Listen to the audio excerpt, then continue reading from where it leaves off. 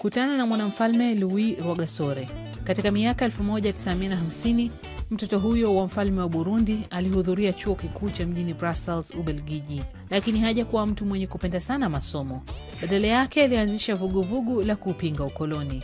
Alirudi nyumbani akiwa na mtazamo wa mbali wa kisiasa wa kupatikana kwa Burundi iliyo huru, na ndipo alipoamua kuanzisha chama cha Umoja wa Maendeleo ya Taifa UPRONA mnamo mwaka 1958 kilichowakilisha watu wa makabila ya Ganwa, Hutu na Tutsi. Katika eneo lililokuwa na mivutano ya kikabila, Louis Rwagasore alitazamwa kama ishara ya umoja.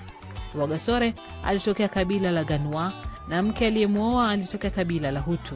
Inasemekana alifanya hivyo kupunguza mivutano ya kikabila nchini humo.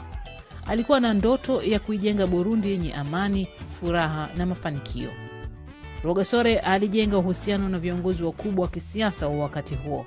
Katika maisha yake mafupi ya kisiasa, aliunda vyama vya ushirika vya kilimo na kuanzisha mipango ya kijamii.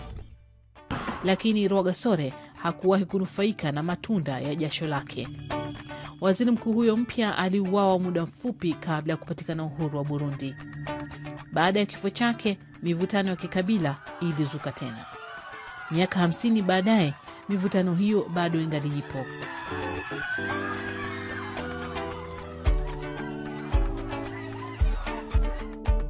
Burundi inamkumbuka Rwagasore kila mwaka katika maadhimisho ya uhuru, na hadi hii leo anaangaliwa kama alama ya umoja nchini Burundi.